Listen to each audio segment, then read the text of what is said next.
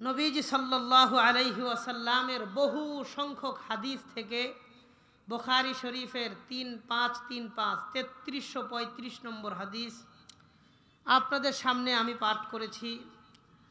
আল্লাহ তাআলা যদি তৌফিক দান করেন এই দুইটা আয়াত আর একটা হাদিস, এই তিনটা জিনিসকে সামনে রেখে আপনাদের সামনে অল্প সময় মুখতাসার কিছু কথা বলবো।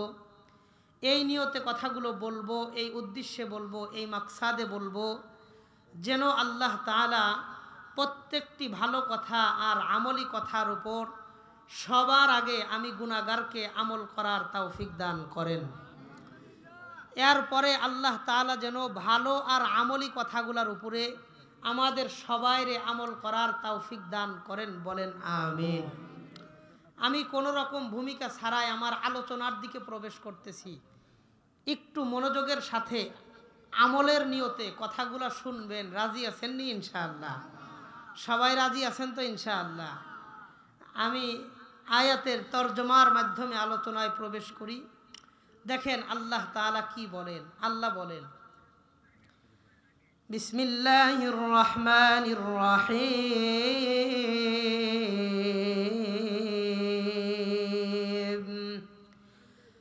ইয়া আইয়ুহান নাবিয়্যু ইন্না আরসালনাকা শাহিদা। আল্লাহ বলেন, হে নবী, আমি আপনাকে দুনিয়াতে সাক্ষী হিসাবে প্রেরণ করলাম। শাহিদা, সাক্ষী হিসাবে দুনিয়াতে প্রেরণ করলাম। ওয়া মুবাশশিরান ওয়া নাযীরা, এবং সুসংবাদ দাতা হিসেবে প্রেরণ করলাম। ওয়া নাযীরা, এবং সতর্ককারী হিসেবে দুনিয়াতে পাঠাইলাম। আপনি সাক্ষী, আপনি সুসংবাদদাতা, আপনি মানুষকে সতর্ক করবেন, সতর্ককারী, ভীতি প্রদর্শনকারী। তিনটা কথা বললেন। এর পরের আয়াতে আল্লাহ বলেন, ওয়াদাইয়ান ইলাল্লাহি বিইজনি, এবং আমি আপনাকে দাঈ ইলাল্লাহ, ওয়াদাইয়ান ইলাল্লাহ, আপনি মানুষকে আল্লাহর দিকে আহ্বান করবেন। ওয়া সিরাজাম মুনীরা, এবং এমন বাতি হিসাবে আপনাকে দুনিয়াতে পাঠাইলাম যে বাতি দুনিয়ার মানুষদেরকে আলো দান করবে। এই দুইটা আয়াতের মধ্যে আল্লাহর হাবিব সম্পর্কে আল্লাহ 5টা কথা বললেন। 1 নম্বর, নবী আপনাকে আমি দুনিয়াতে সাক্ষী হিসেবে পাঠাইলাম। 2 নম্বর, সুসংবাদদাতা হিসেবে পাঠাইলাম। 3 নম্বর, সতর্ককারী হিসেবে পাঠাইলাম। 4 নম্বর, আল্লাহর দিকে আহ্বানকারী, দাঈয়ান ইলাল্লাহ, দাঈ ইলাল্লাহ হিসাবে আপনাকে দুনিয়াতে পাঠাইলাম। 5 নম্বর, আল্লাহ বলেন ওয়া সিরাজাম মুনীরা, এমন বাতি হিসাবে আপনাকে দুনিয়াতে পাঠাইলাম মানুষ যেন অন্ধকার থেকে আলোর পথ আপনার মাধ্যমে খুঁজে পায়। ওয়া সিরাজাম মুনীরা, এমন বাতি হিসেবে দুনিয়াতে আপনারে পাঠাইলাম মানুষ যেন আপনার মাধ্যমে হেদায়েতের পথ খুঁজে পায়। প্রত্যেক নবীকে আল্লাহ তার কওমের কাছে একজন দাঈ হিসেবে পাঠাইছে। বলেন কি হিসেবে পাঠাইছেন? দাঈ। সে মানুষদেরকে দাঈ ইলাল্লাহ, আল্লাহর দিকে আহ্বান করবে। যেমন আল্লাহ কোরআনের অন্য আয়াতে বলেন, ওয়া ইলা আদিন আখাহুম হুদা, আল্লাহ বলেন আমি আদ সম্প্রদায়ের কাছে তাদের নবী হুদ আলাইহিস সালামকে পাঠাইলাম। অপর আয়াতে আল্লাহ বলেন ওয়া ইলা সামুদ আখাহুম সলিহা, আর আমি সামুদ সম্প্রদায়ের কাছে তাদের নবী সালেহ আলাইহিস সালামকে পাঠাইলাম। এবং আল্লাহ বলেন ওয়া ইলা মাদয়ানা আখাহুম শুআইবা, আর আমি মাদিয়ানবাসীর কাছে তাদের গোত্রীয় ভাই শুআইব আলাইহিস সালামকে পাঠাইলাম। সমস্ত নবীদের ব্যাপারে আল্লাহ বলেন তাদের কওমের কাছে, তাদের গোত্রের কাছে আমি একজন দাঈ হিসেবে তাদেরকে পাঠাইছি। তো একজন দাঈর কাজ কি? আল্লাহর দেওয়া বিধান, আল্লাহর দেওয়া বাণী মানুষ পর্যন্ত পৌঁছাবে। লোকদের কাছে পৌঁছাবে। এই কথা আল্লাহ তাআলা সূরা মায়েদা আয়াত নম্বর 67 আল্লাহ তাআলা নবীকে বলেন, ইয়া আইয়ুহার রাসূল বাল্লিগ মা উনজিলা ইলাইকা মির রাব্বিক, হে নবী আপনার কাছে আমি যেই সমস্ত ওহী প্রেরণ করলাম এই ওহীগুলো আপনি মানুষ পর্যন্ত পৌঁছায়া দেন। ওয়া ইল্লাম তাফআল, আর আপনি যদি এই রিসালাতের দায়িত্ব পালন না করেন, মানুষ পর্যন্ত ওহীর বার্তাগুলো না পৌঁছায়া দেন, ফামা বাল্লাগতা রিসালাতা, তাহলে আপনি রিসালাতের দায়িত্ব পালন করছেন বলে বিবেচিত হবেন না। আপনি আল্লাহর দেওয়া ওহী মানুষ পর্যন্ত পৌঁছায়া দেন, হকের পথে মানুষকে ডাকেন, আহ্বান করেন। কয় সত্য কথা বললে যে মানুষ শত্রু হবে, সত্য কথা বললে রাষ্ট্র শত্রু হবে, সত্য কথা বললে মানুষ মানুষকে জেলে ভর্তি করে রাখবে।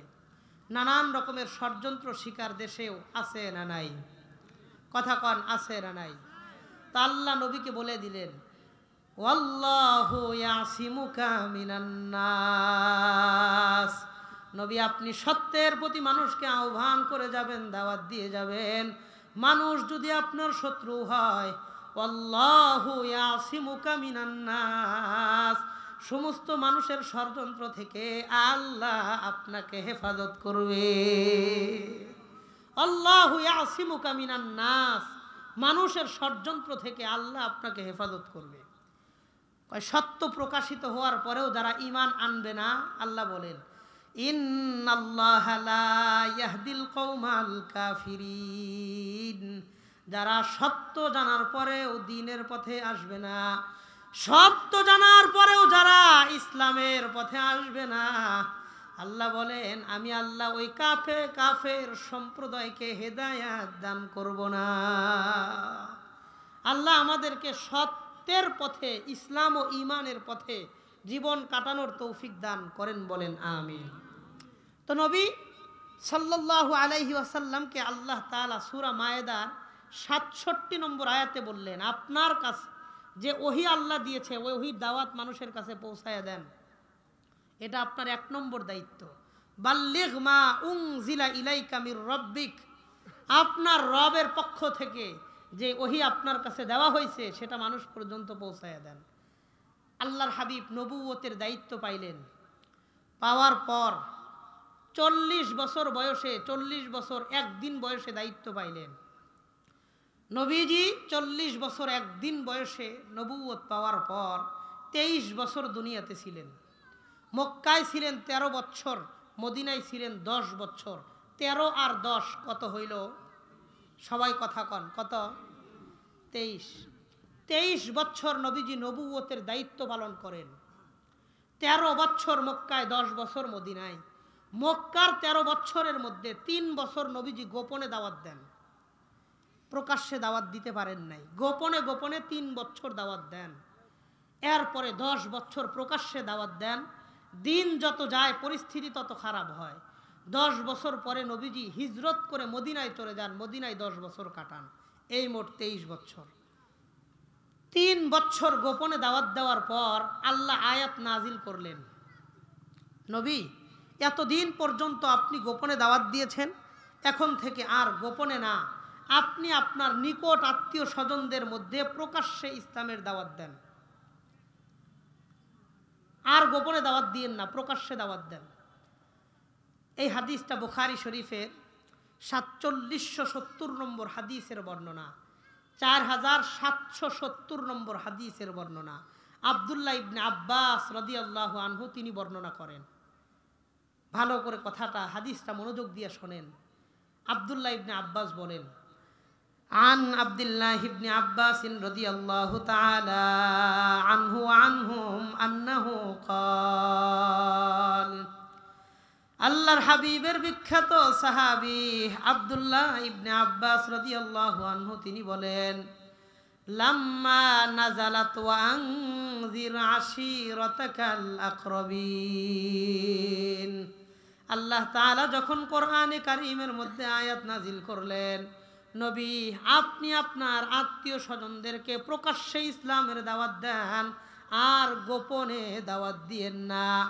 দীর্ঘদিন পর্যন্ত আপনি গোপনে গোপনে ইসলামের দাওয়াত দিয়েছেন, এখন আর গোপনে নয়, আপনি আত্মীয় স্বজনদের মধ্যে প্রকাশ্যে ইসলামের দাওয়াত দেন। এই আয়াত যখন আল্লাহ তাআলা নবীদের উপর নাজিল করলেন, সাঈদান নবী সাল্লাল্লাহু আলাইহি ওয়াসাল্লাম আলা সাফা, আল্লাহর হাবিব সাফা পাহাড়ের উপর উঠলেন।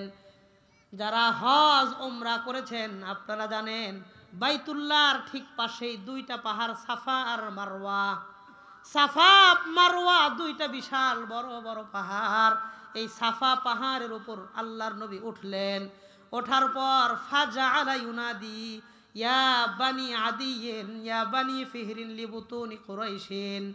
আল্লাহর নবী সাফা পাহাড়ে ওঠার পর নবীজি ডাকা শুরু করলেন, হে বানি আদি, হে বানি ফিহির সম্প্রদায়, লিবুতুনি কুরাইশিন, কুরাইশের অন্য অন্য গোত্রের মানুষদেরকে ডাকা শুরু করলেন।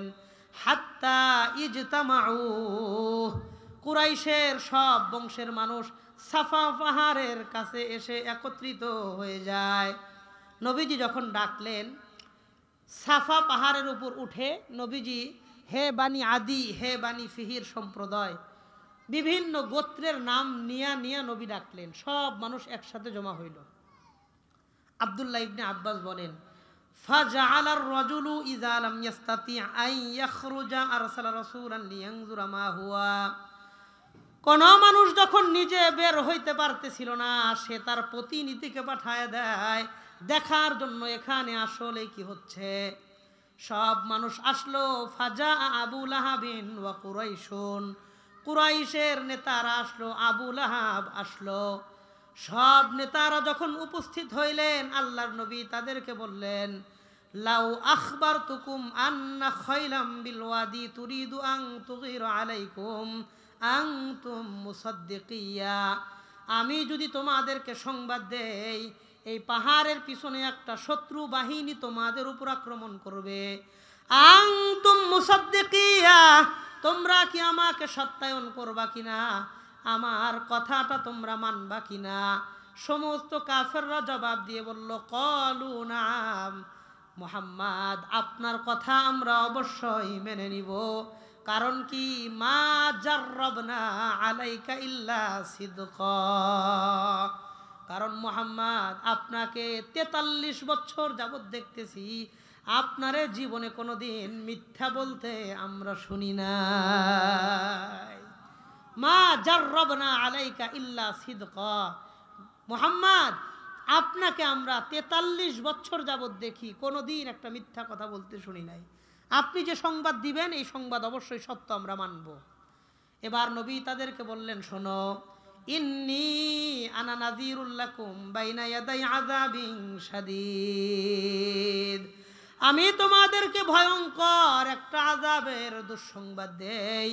তোমরা যেই সমস্ত মূর্তি পূজাগুলো করো, এই মূর্তি পূজা করে আল্লাহর কাছে পার পাইবা না। এক আল্লাহকে মানো, আল্লাহর ইবাদত করো, এক আল্লাহর একত্ববাদের স্বীকৃতি তোমরা দিয়ে দাও।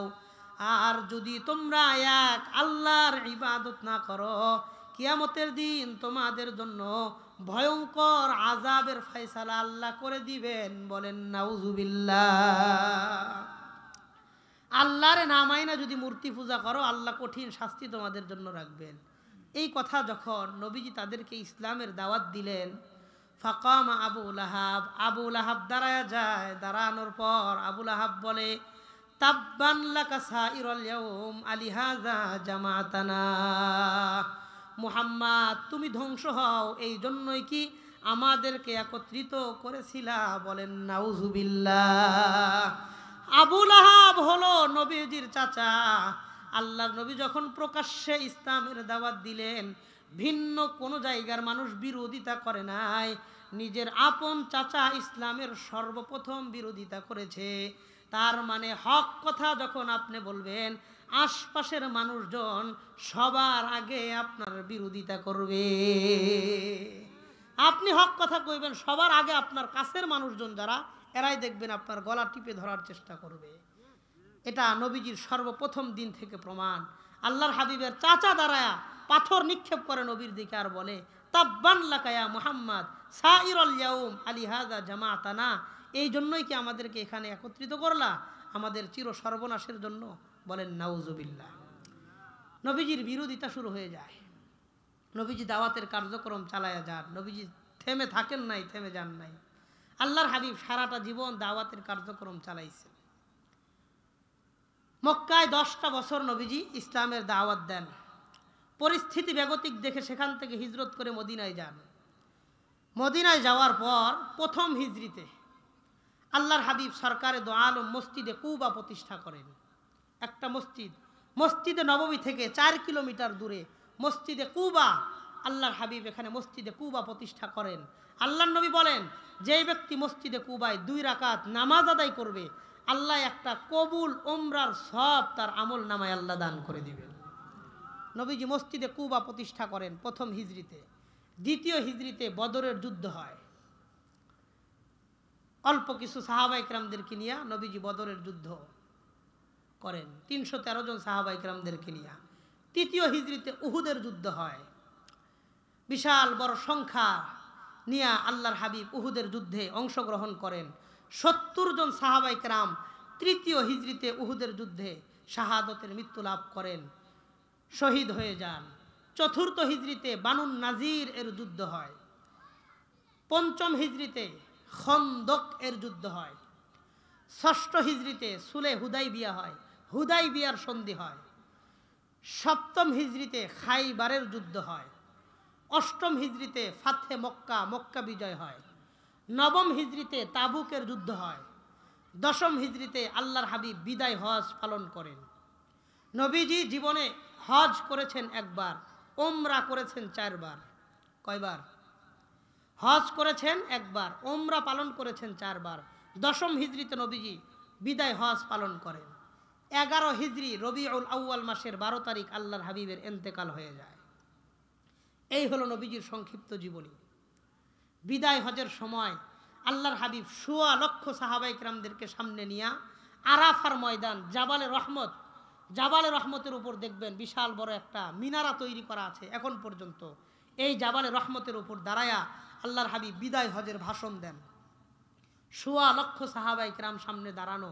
আরবের আছে, অনারবের আছে, সাদা চামড়া, কালো চামড়া, বিভিন্ন শ্রেণীর মানুষ সাহাবা ইকরাম নবীজির সামনে উপস্থিত।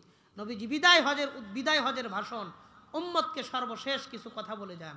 নবীজি বলেন, মুস্তাদে আহমদের 2700 নম্বর হাদিস, 2700 নম্বর হাদিসের বর্ণনা।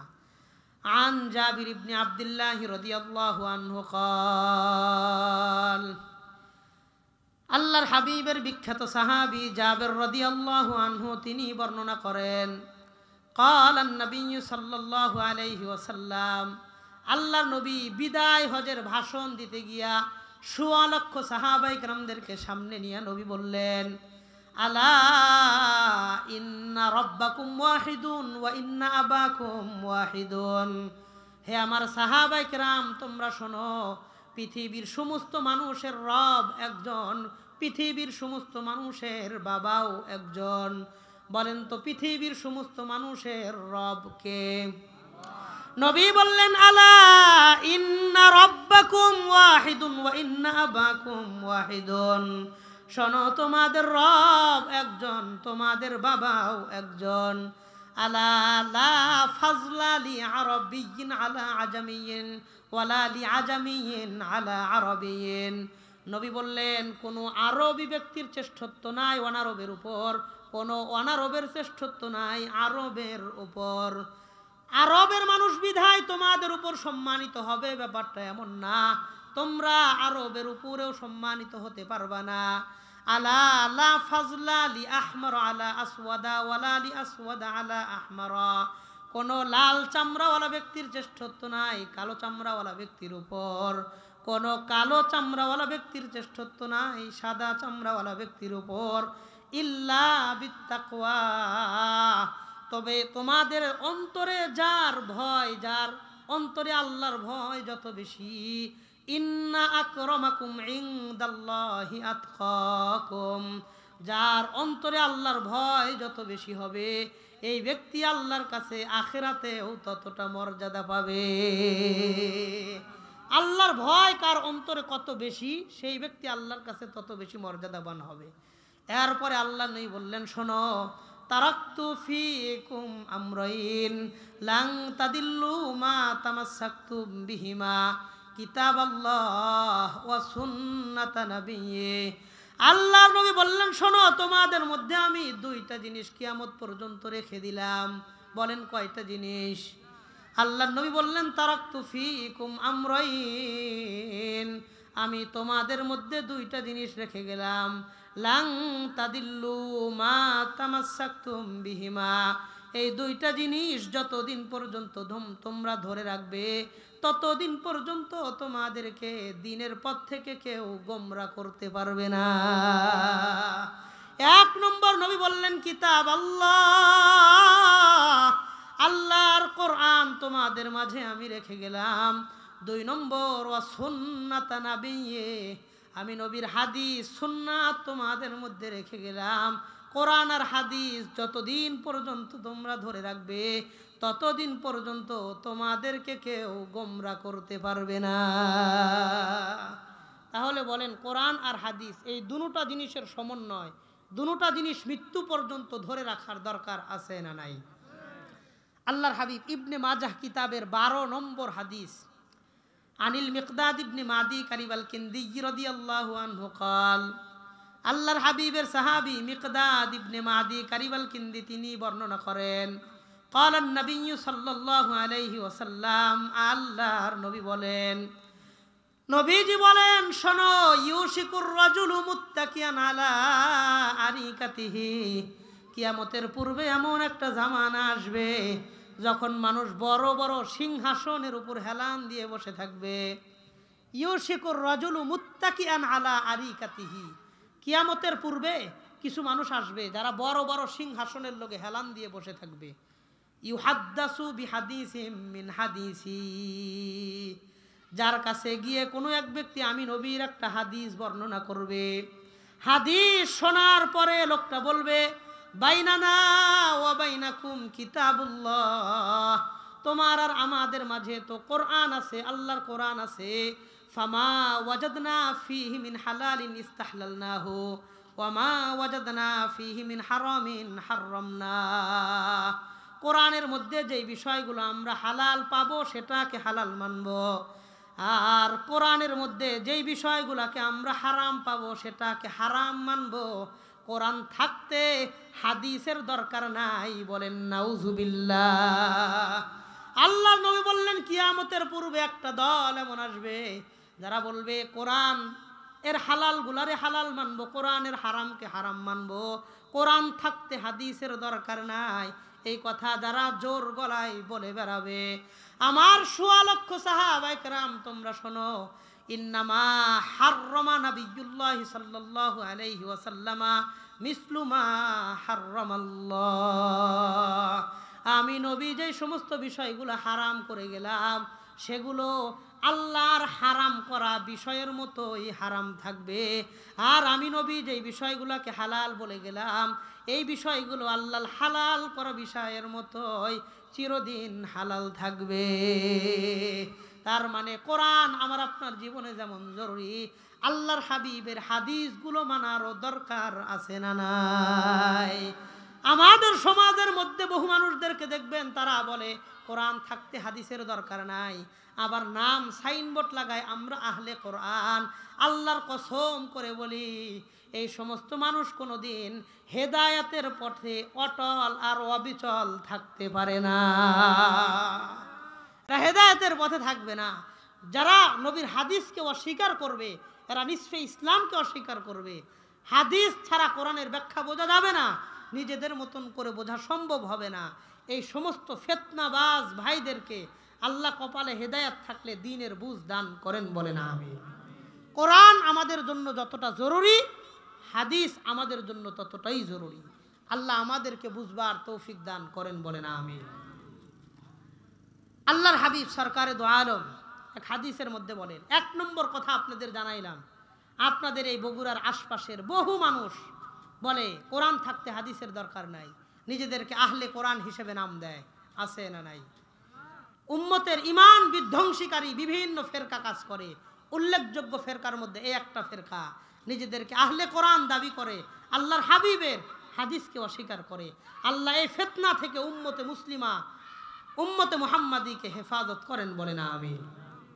2 নম্বর কথা, আল্লাহর হাবিব বুখারী শরীফের মধ্যে বলেন 3535 নম্বর হাদিস, 3535 নম্বর হাদিসের বর্ণনা, আন আবি হুরায়রা রাদিয়াল্লাহু তাআলা আনহু قال, আল্লাহর হাবিবের বিখ্যাত সাহাবী আবু হুরায়রা রাদিয়াল্লাহু আনহু তিনি বর্ণনা করেন, قال النبي সাল্লাল্লাহু আলাইহি ওয়াসাল্লাম, আল্লাহর নবী বলেন, ইন্না মাসালি, সুন্দর হইতো আল্লাহর নবী শেষ পর্যায়ে বলেন, শোনো, ফাআনা আল্লাবিনা ওয়া আনা খাতামুন নাবিয়িন লা নাবিয়্যা বাদি, আমি নবী হইলাম সেই ইটের মতন, আমি সর্বশেষ নবী, আমার পরে আর কোন নবী আসবে না।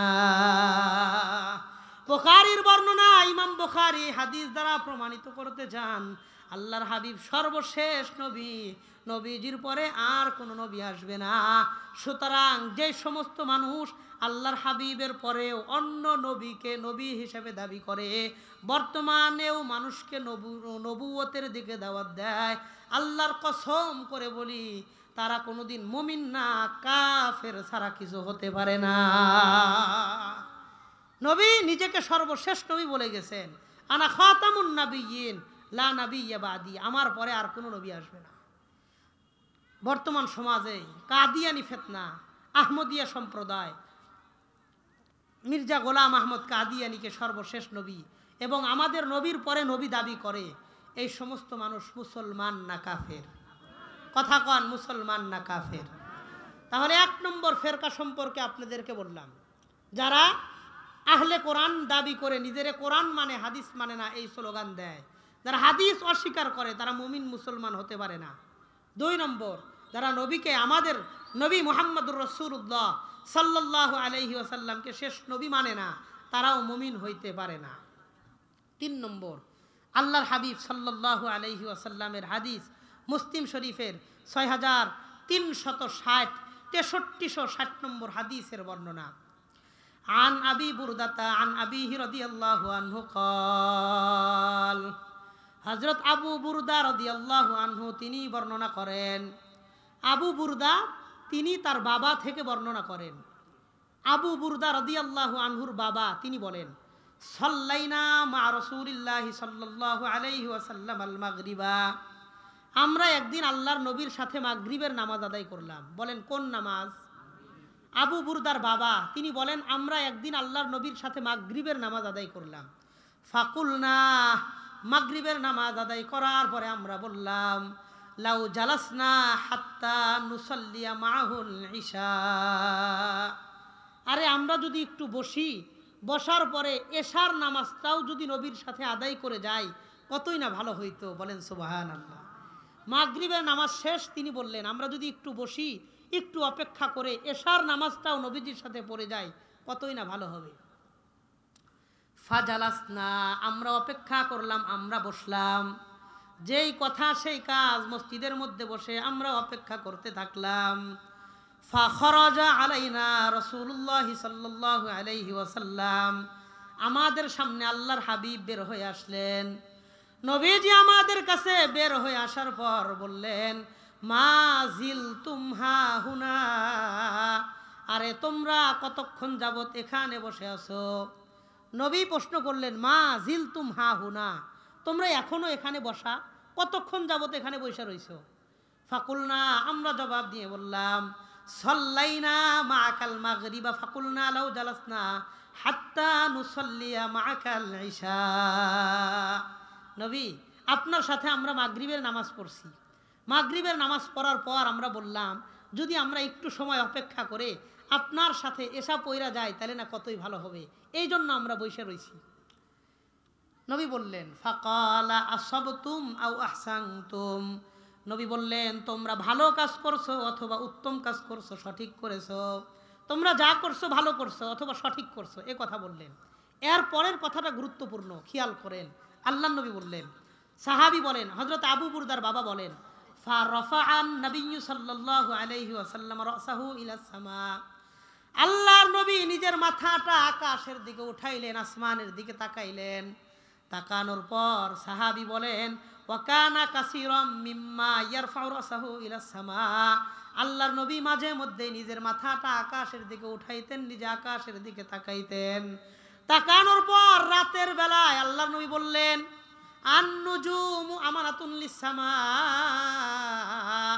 আকাশের যেই তারকাগুলো দেখতে পারো, এই আকাশের তারকাগুলো হলো আসমানের নিরাপত্তা। ফাইজা যাহাবাতিন নুজুম, আকাশের তারকা যেদিন বন্ধ হয়ে যাবে, আতাসসামা আমাতু আদু, আসমানের উপর কিয়ামত শুরু হয়ে যাবে, কিয়ামতের আলামত বাস্তবায়ন হবে। এরপরে নবী বললেন, ওয়া আনা আমানাতুন লি আসহাবি, আর আমি নবী আমার সাহাবায়ে কিরামদের জন্য নিরাপত্তা। ফাইজা যাহাবতু আতা আসহাবি মা ইউআদুন, আমি নবী যখন দুনিয়া থেকে চলে যাব, আমার সাহাবায়ে কিরামদের মধ্যেও নানান রকমের ফিতনা ফাসাদ শুরু হয়ে যাবে। আর ওয়া আসহাবি আমানাতুন লি উম্মতি, আমার সাহাবায়ে কিরাম হলেন আমার উম্মতের জন্য নিরাপত্তা। ওয়া আসহাবি আমানাতুন লি উম্মতি, আর আমার সাহাবায়ে কিরাম আমার উম্মতের নিরাপত্তা। ফাইজা যাহাবা আসহাবি, আমার উম্মত যখন, আমার সাহাবায়ে কিরাম যখন চলে যাবে, আতা উম্মতি মা ইউআদুন, আমার উম্মতের মধ্যেও ফিতনা ফাসাদ শুরু হয়ে যাবে। বলেন নাউজুবিল্লাহ। নবীজি সাহাবায়ে কিরামদেরকে এই উম্মতের নিরাপত্তা বলেছেন। ওয়া আসহাবি আমানাতুন লি উম্মতি, আমার সাহাবীরা হলো আমার উম্মতের নিরাপত্তা। বর্তমান জামানাতেও দেখবেন সাহাবায়ে কিরামদেরকে নিয়ে সমালোচনা হয়, সাহাবায়ে কিরামদের ব্যাপারে জবান দারাজি করা হয়। আল্লাহ আসহাবে মুহাম্মদ সাল্লাল্লাহু আলাইহি ওয়াসাল্লামের ব্যাপারে যারা জবান দারাজি করে, তাদেরকে আপনি হেদায়েত দান করেন, বলেন আমিন। সাহাবায়ে কিরামদের নিয়ে সমালোচনা করা হয়, তাদেরকে মিয়ারে হক মানতে মানুষের কষ্ট হয়, এ কথা স্বীকার করে না। আল্লাহ তাদেরকে দ্বীনের সহি সমুজ দান করেন, বলেন আমিন। আল্লাহর হাবিব বিদায় হজের ভাষণ দিতেছিলেন। ভাষণের পর শেষ পর্যায়ে আল্লাহর নবী বললেন, শোনো, আমি তোমাদের জন্য দুইটা জিনিস রাইখা গেলাম। এক নম্বর, তারাক্তু ফিকুম আমরাইন লাং তাদিল্লু মা তামাসসাকতুম বিহিমা, কোনদিন গোমরাহ হইবা না যদি দুইটা জিনিস ধরে রাখো, কিতাব আল্লাহ ওয়া সুন্নাত নবিয়্যি, নবীর হাদিস, নবীর সুন্নত আর কোরআন। হাদিস আর কোরআন তোমরা ধরে রাখবে, মৃত্যু পর্যন্ত তোমরা কোনোদিন গোমরাহ হবে না।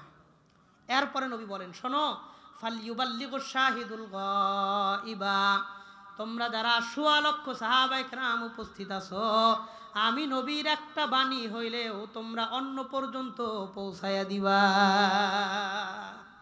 ফালইউবাল্লিগুশ শাহিদুল গায়বা, আমি নবীর একটা বাণী, একটা হাদিস হইলেও তোমরা আরেকজন পর্যন্ত পৌঁছায়া দিবা, দ্বীনের দাওয়াতের কাজ করবা।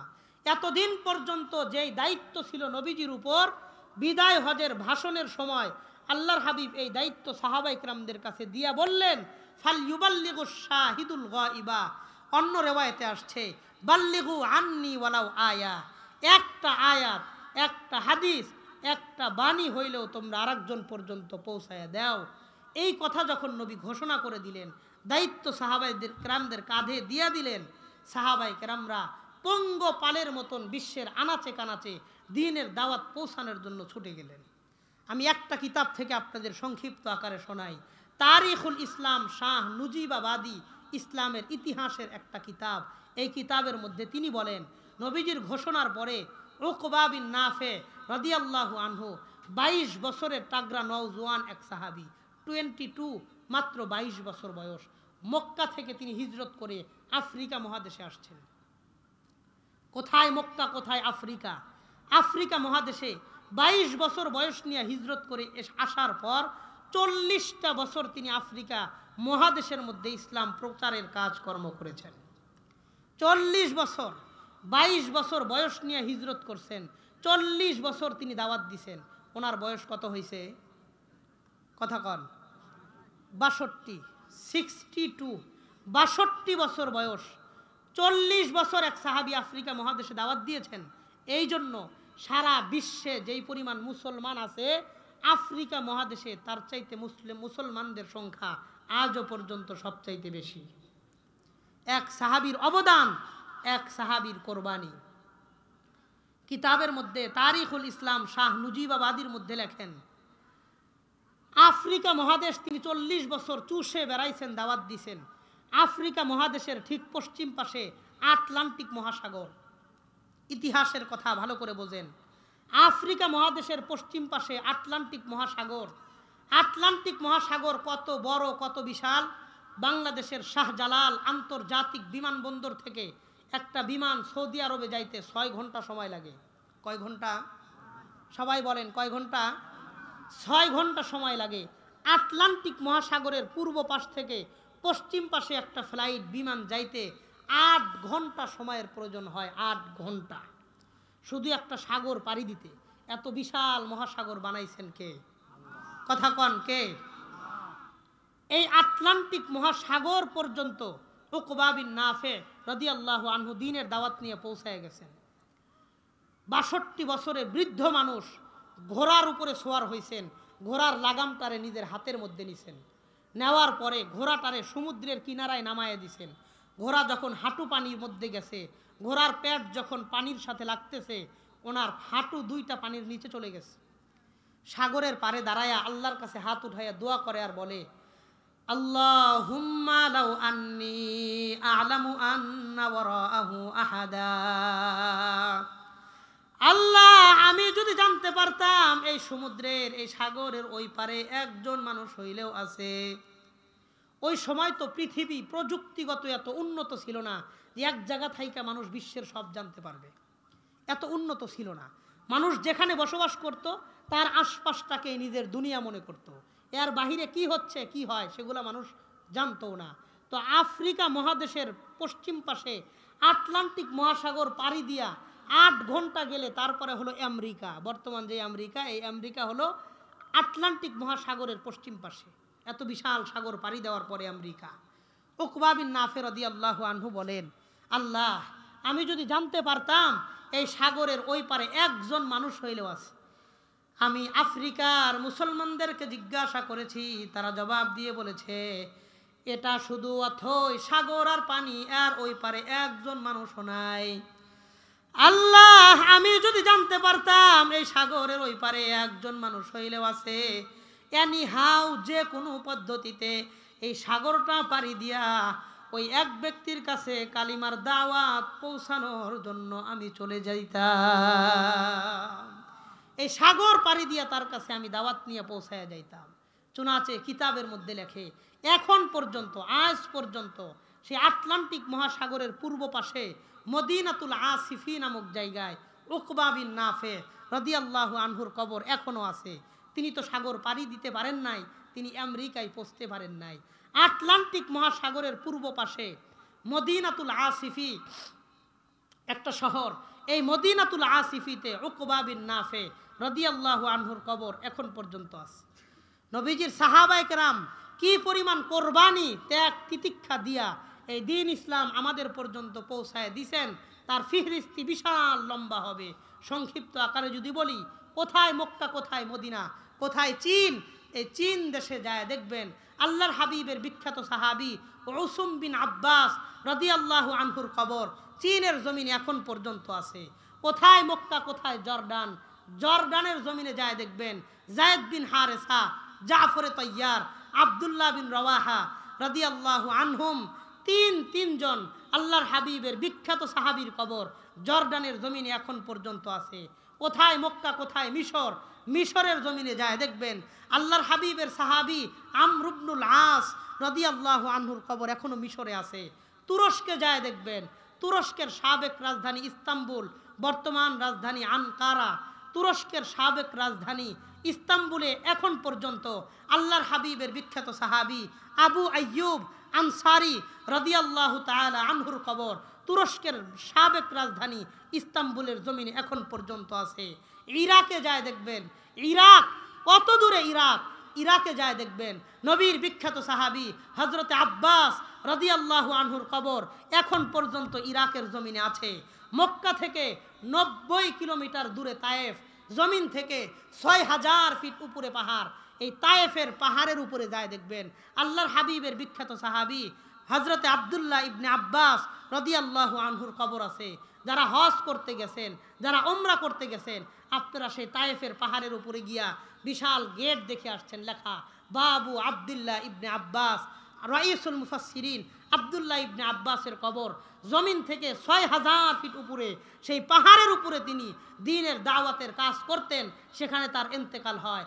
আমার কয়েকবার সেই কবর জিয়ারতের সুযোগ হয়েছে, আমি সেই কবর জিয়ারত করে আসছি। তার মসজিদে কয়েকবার নামাজ পড়ার সুযোগ হয়েছে, আমি 4 রাকাত করে নামাজ পড়ে এসেছি। আল্লাহর হাবিবের সাহাবায়ে কেরামের কবর সেই জমিন থেকে 6000 ফিট উপরে পর্যন্ত পাওয়া যায়। দেমাশকে যায় দেখবেন হযরতে বেলাল হাবশি রাদিয়াল্লাহু আনহুর কবর এখনো আছে। কুফায় যায় দেখবেন হযরতে আলী রাদিয়াল্লাহু আনহুর কবর আছে। বসরায় যায় দেখবেন হযরতে বেলাল হাবশি, হযরতে আনাস রাদিয়াল্লাহু আনহুর কবর এখন পর্যন্ত বসরার জমিনে আছে। আরব সাগরের পার মাকামে ঈসে যায় দেখবেন আল্লাহর হাবিবের বিখ্যাত সাহাবী হযরতে আবু আব্দুল্লাহ রাদিয়াল্লাহু আনহুর কবর আছে। উহুদের ময়দানে যায় দেখবেন হযরতে হামজালা সহ 70 জন সাহাবায়ে কেরামের কবর এখন পর্যন্ত উহুদের পাহাড়ে আছে। সোমালিয়ার জঙ্গলের মধ্যে যায় দেখবেন আল্লাহর হাবিবের বিখ্যাত সাহাবী হযরতে ফজল বিন আব্বাস রাদিয়াল্লাহু আনহুর কবর সেই সোমালিয়ার জঙ্গলের মধ্যে এখন পর্যন্ত তার কবর পাওয়া যায়। এই হাজারো কবর লাখো ব্যক্তির পবিত্র রক্তের উপর ভর করে যে ইসলাম বাংলাদেশের বগুড়ার এই শেরপুর এলাকা পর্যন্ত এসে পৌঁছেছে, খোদার কসম করে বলি ওই ইসলামকে ধ্বংস করার কোনো ষড়যন্ত্র বাংলার পবিত্র জমিনে যদি কেউ করে, কোরআনকে মেনে হাদিসকে বাদ দেওয়ার নীল নকশা, নীল ষড়যন্ত্র যদি করা হয়, বাংলার তাওহীদি জনতার সন্তানদেরকে স্কুলের সিলেবাসের মধ্যে নাস্তিকতার চর্চা করার জন্য বিভিন্ন নাস্তিকবাদের মতামত ঢুকিয়ে ঈমান বিধ্বংসী ষড়যন্ত্র যদি করে, বাংলার তাওহীদি জনতা সব নির্যাতন সহ্য করবে, জুলুম সহ্য করবে, সব কিছু মেনে নিতে রাজি আছে।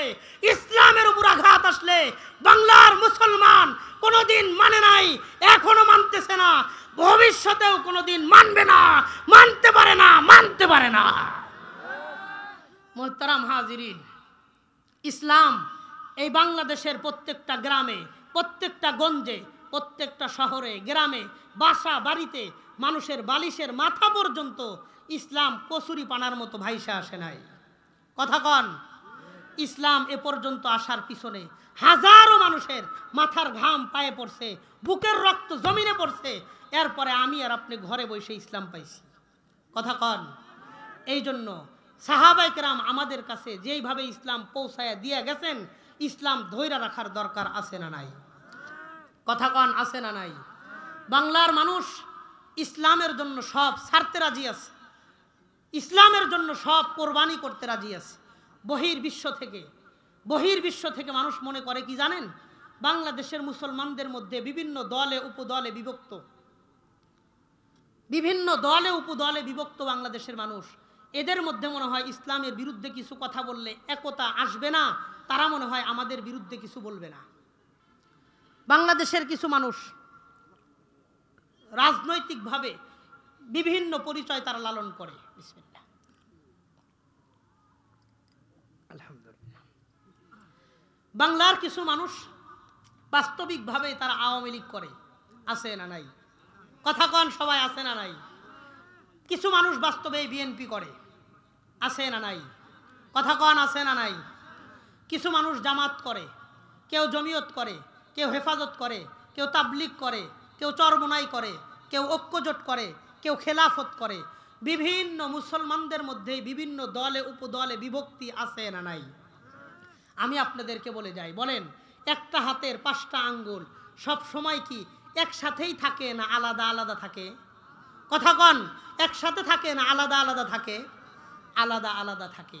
যখন ভাত খাওয়ার সময় আসে, কাজকর্মের সময় আসে, তখনও আলাদা থাকে না একসাথে হয়ে যায়? একসাথে হয়ে যায়। তোমরা আমাদেরকে বিভিন্ন দলে উপদলে বিভক্ত মনে করতে পারো, আমাদের দল ভিন্ন হতে পারে, মত ভিন্ন হতে পারে, মতাদর্শ ভিন্ন হতে পারে, আদর্শ ভিন্ন হতে পারে, নেতা ভিন্ন হতে পারে, নেত্রী ভিন্ন হতে পারে, অফিস আদালত রাজনৈতিক পলিটিক্যাল বিভিন্ন নজরিয়া দৃষ্টিভঙ্গি আলাদা আলাদা থাকতে পারে, আমাদের মধ্যে হাজারো ইখতিলাফ আছে, মতনৈক্য আছে।